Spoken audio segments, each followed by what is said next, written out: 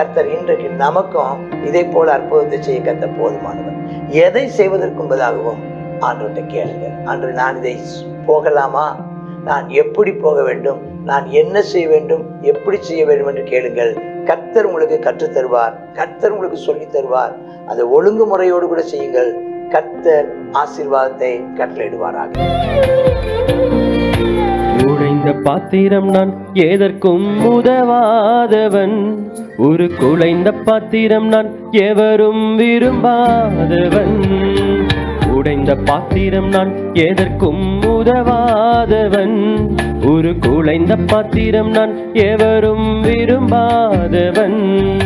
குயவன் கையில் பிசையும் களிமண் போல, குயவன் கையில் பிசையும் களிமண் போல, என் சித்தம் அல்ல உம் சித்தம் போலாக்கும், என் சித்தம் அல்ல உம் சித்தம் போலாக்கும்.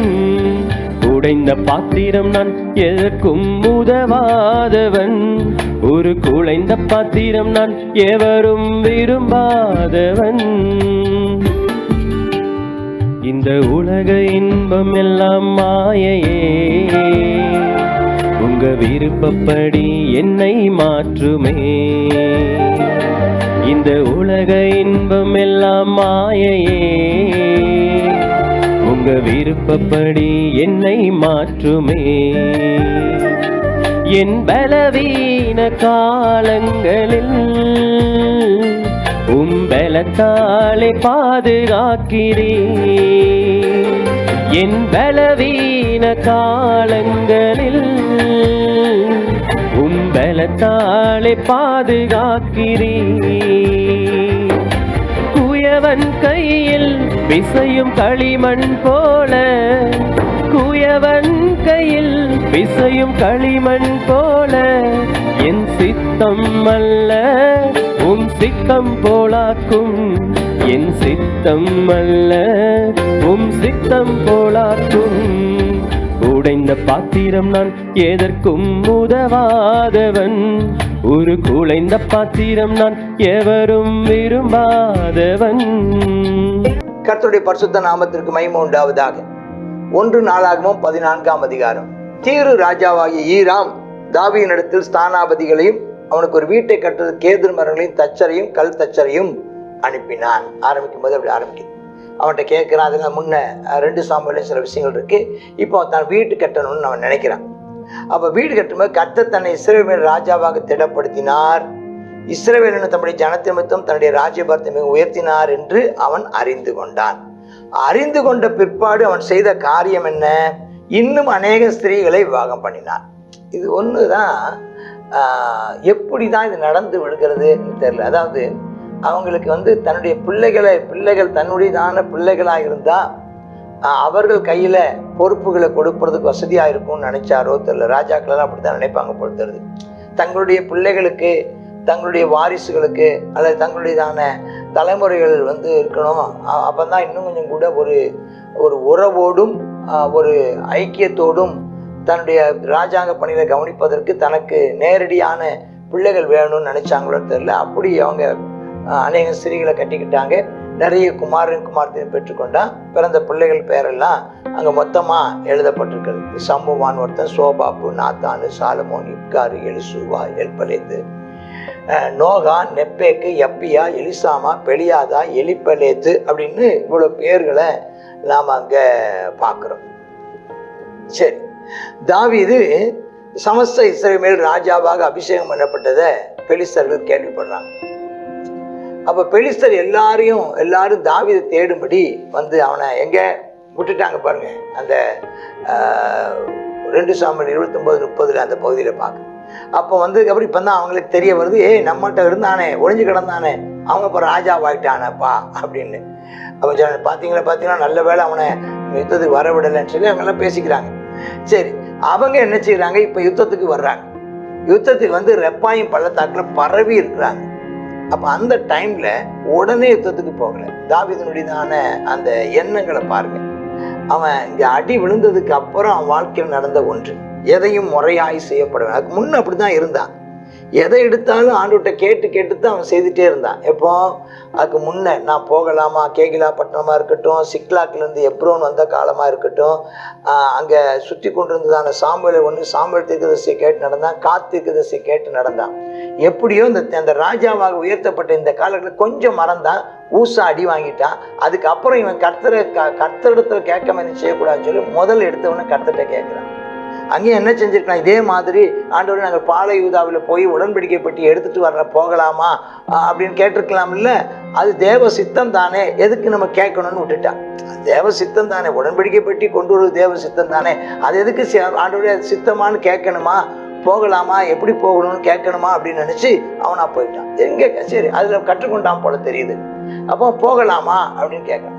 அப்போ ஆண்டவர் சொன்னார், கொடுப்பீரான் கேட்டபோது ஆமாம் போ, உன் கையில் ஒப்பு கொடுப்பேன்னார். அப்போ அதே மாதிரி என்ன செய்கிறாரு, அவங்க போகிறாங்க. போன போது பாகால் பேராசிமுக்கு வந்த போது தாவீது அங்கே அவளை முறியடிக்கிறான். தண்ணீர் உடைந்து ஓடுகிறது போல தேவன் என் கையினால் சத்துருக்களை உடைந்து ஓட பண்ணினார். 2 காரியம். எப்படி ஒரு தண்ணீர் கட்டியிருக்க தண்ணி டேம் உடைஞ்சதுன்னா தண்ணி நினச்சி 4 பக்கமும் சிதறி போவது போல கூட்டமாக அவர்கள் வந்தவங்க, அவங்க இராணுவம் நல்லா லெஃப்ட் ரைட் போட்டு கூட்டமாக வந்து நிரப்பி இருந்தவங்க, ஆண்டவர் இவன் போன உடனே ஆண்டவர் 4 பக்கமும் சிதறி ஓட பண்ணாராம். அப்படி ஒரு அர்த்தம். இன்னொரு அர்த்தம், தேவன் அந்த அந்த இராணுவத்தின் மேலே, எதிரிகள் மேலே, பெலிஸ்தர்கள் மேலே ஒரு டேம் உடைஞ்சு தண்ணீர் வெளியேறினா எவ்வளவு ஃபோர்ஸாக, எவ்வளவு வல்லமையோட, எவ்வளவு பலம் வாய்ந்ததாக அந்த தண்ணி எல்லாத்தையும் அடிச்சுக்கிட்டு போகுதோ, இந்த சுனாமிலாம் எப்படி அடித்து கொண்டு போகுதோ அதே மாதிரி அந்த பெலிஸ்தர்களை அடித்து துரத்தி கொண்டு போன வல்லமை வெளிப்பட்டதை நாம் அங்கே பார்க்கணும். நம்முடைய தேவன் அணை உடைந்து ஓடுவது போல, அணை உடைத்து ஏற்படுகிற அந்த தண்ணீருடைய வலிமையை காட்டிலும் தேவன் அதிக வலிமை உள்ளவர். சரி, அப்போ போயிட்டு திரும்பவும் அவங்க என்ன செஞ்சிட்டாங்க, போனோடனே அவங்க ஓடினாங்க. அவங்களுடைய தெய்வங்கள் எல்லாம் விட்டுட்டு ஓடி போனாங்களா? அது தெரியுமா? அந்த தெய்வங்களை எடுத்துட்டு வச்சிருந்தாங்கன்னா இவன் வாழ்க்கை செத்தே போயிருக்கு. ஆமாம், அதை எல்லாத்தையும் எடுத்து அக்கினியில் அது மேலே இச்சிக்காமல் அந்த பொண்ணும் அந்த வெள்ளியும் அந்த விக்கிரகங்களுக்குள், அந்த விக்கிரகங்கள் எல்லாம் வெள்ளியினாலும் பொண்ணினாலும் ஐம்பொன்னினாலும் செய்யப்பட்டவைகள், அவைகளால் வெற்றி கிடைக்கும் நினைச்சு வந்தவங்க அந்த தெய்வங்களை எல்லாம் அதில் இருக்கிற பொண்ணையோ வெள்ளியோ இச்சியாமல் அக்கினியிலே சுட்டரித்து அப்புறப்படுத்திட்டான். அப்புறம் பெலிஸ்தர்கள் இந்த பள்ளத்தாக்கில் மறுபடியும் இறங்கி வர்றாங்க. அப்போ மறுபடியும் தாவீது என்ன செய்யறான், ஆண்டவரே நான் இப்போ போகலாமா, எப்படி போகிறதுன்னு கேட்குறான்.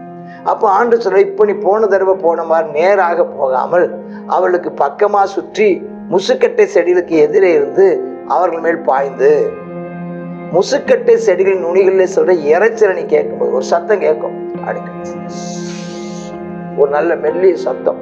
அந்த இறைச்சல் காற்று சில நேரங்களில் அந்த கிளுகிளுன்னு அடிக்கும்போது சத்தம் வரும் பாருங்க, இலைகள் ஆடுற சத்தம். அப்படி ஒரு சத்தம் கேட்குற வரைக்கும் நீ வெயிட் பண்ணு. அப்படி ஒரு சத்தம் கேட்கும்போது கர்த்தர் உனக்கு முன்பே புறப்பட்டிருப்பாரு, நீ அப்போ எழும்பு யுத்தம் பண்ணு, கர்த்தர் உனக்கு புறப்படும். அதே மாதிரி அவன் செய்த மாதிரி செஞ்சானா, அந்த தடவையும் கர்த்தர் அவனுக்கு ஒரு அற்புதம் செய்தார். அந்த பெலிஸ்தர்களை காசேர் மட்டும் முறிய அடித்தார்கள் என்று நாம பார்க்கிறோம். தாவீதின் கீர்த்தி சகல தேசங்களையும் பிரசித்தமாச்சு. அவனுக்கு பயப்படுற பயத்தை கர்த்தர் சகல ஜாதிகள் மேலும் வரப்பண்ணினார் என்று நாம் பார்க்கிறோம். கர்த்தர் இன்றைக்கு நமக்கும் இதை போல அற்புதத்தை செய்ய கர்த்தர் போதுமானவர். எதை செய்வதற்கு முன்பதாகவும் ஆண்டவர்கிட்ட கேளுங்க, ஆண்டு நான் இதை போகலாமா, நான் எப்படி போக வேண்டும், நான் என்ன செய்ய வேண்டும், எப்படி செய்ய வேண்டும் என்று கேளுங்கள். கர்த்தர் உங்களுக்கு கற்றுத் தருவார், கர்த்தர் உங்களுக்கு சொல்லி தருவார். அதை ஒழுங்குமுறையோடு கூட செய்யுங்கள். கர்த்தர் ஆசீர்வாதத்தை கட்டளையிடுவாராக. ஆமேன், ஆமேன். God bless you. 1 நாளாகவும் 14வது அதிகாரத்தில் தாவீது என்ன செய்தார், அவருடைய குடும்பம் பெருகிட்டுன்னு சொல்லி கர்த்தர் செட்டில் பண்ணோம்னா குடும்பத்தை என்ன செய்தார், பெருக்கினார்னு சொல்லி பார்க்குறோம். அதற்கு பின்பதாக பெலிஸ்தர் என்ன செய்தாங்க, யுத்தம் பண்ண வந்தாங்க. அப்படி ஏற்கனவே அடைக்கலம் கொடுத்துருந்ததானே, தாவீதுக்கு அடைக்கலம் கொடுத்துருந்ததானே அந்த பெலிஸ்தர். அவங்களுக்கு ரொம்ப பயங்கரமான ஒரு அதிர்ச்சியாக இருந்திருக்கும். அவங்க யுத்தம் பண்ண வந்தாங்க. ஆனால் தாவீது கர்த்தரிடத்தில் விசாரிச்சு, நான் ஆதரவு கொடுத்து தானே பெலிஸ்தருக்கு வருமா, போகலாமா, போன்னு சொன்னார். போனான். முதலாவதும் ஜெயிக்க பண்ணார். 2வது வித்தியாசமான ஒரு ஸ்ட்ராட்டஜியை அவன் யுத்தத்தில் ஆண்டவர் கற்றுக் கொடுத்தாரு. அதன்படி செய்து அதன்படியும் ஜெயத்தை கர்த்தர் தாவீதுக்கு கொடுத்தார் என்று சொல்லி பார்க்கிறோம். நம்ம ஒவ்வொரு விஷயத்திலையும் கர்த்தரை சார்ந்து கொள்ளும் போது கர்த்தர் நம்முடைய சத்துருக்களை நம்முடைய காலின் கீழே நசுக்கி போடுவோம். நம்ம என்ன செய்வோம்? அவரிடத்துல கேட்போம், எப்படி இந்த பிசாசை துரத்துறது, எப்படி இந்த பிரச்சனையை மேற்கொள்வதுங்கிறதான காரியத்தை கர்த்தரிடத்துல கேட்போம். கர்த்தர் நல்ல வித்தியாசமான ஒரு ஆலோசனையை நமக்கு கொடுப்பார். நாம் எளிதாக ஜெயிக்க கர்த்தர் நமக்கு உதவி செய்வாராக. தாவீதுடையதான கீர்த்தி மிகவும் எல்லா தேசங்களுக்கும் பரவிற்று அப்படின்னு சொல்லி பார்க்கிறோம். தேவனுடைய நாமம் மகிமைப்படணும். எல்லா தேசத்தாரும் என்ன செய்யணும்? தேவனுடைய நாமத்தை மகிமைப்படுத்த, நம் மூலமாய் மகிமைப்படுத்த நம்மை கர்த்தர் பயன்படுத்த முடியாது. ஜெபிப்போமா? ஆவியானவரே, உமக்கு நன்றி செலுத்துகிறோம், ஸ்தோத்திரம் செலுத்துகிறோம் அப்பா. ஆமே, இந்த நாள் தாவீதை கர்த்தாவே அப்பா நாளுக்கு நாள் பெருக பண்ணின தேவனே உமக்கு நன்றி. சத்துருடைய அப்பா இஷ்டத்துக்கு ஒப்புக்கொடாது இருக்கிற தேவனுக்கு ஸ்தோத்திரம். ஆமேன் அப்பா. சத்துருவை ஜெயிக்க எங்கள் கால்கள் நசுக்கி போட தேவரீர் கர்த்தாவே அப்பா கொடுத்ததான ஆலோசனைகளுக்காக வழிநடத்துதலுக்காக உமக்கு நன்றி செலுத்துகிறோம். கர்த்தாவே, நாங்கள் எந்த சூழ்நிலை உம்மை சார்ந்து கொள்ள, உம்முடைய ஆலோசனைகளின்படி நடக்க, உம்முடைய ஆமேன் அப்பா வார்த்தையை கேட்டு உம்முடைய சித்தத்தின்படி செயல்படுத்த எங்களுக்கு கிருபை தாரும். பரிசுத்த ஆவியானவரே உமக்கு நன்றி செலுத்துகிறோம் அப்பா. பெலிஸ்தரை முறியடித்தது போல ஆமே நாங்கள் முற்றிலுமாக பிசாசின் தந்திரங்களை, பிசாசின் வல்லமைகளை முறியடித்து போட்டு ஜெயம் பெற கிருபை தாரும். எங்களோடு கூட இருமாட்டோம். உம்முடைய நாமத்தை எல்லா இடங்களிலும் நாங்கள் புகழ்ச்சியாக்க எங்களுக்கு கிருபை தாரும். இயேசுவின் நாமத்தில் பிதாவே, ஆமென்.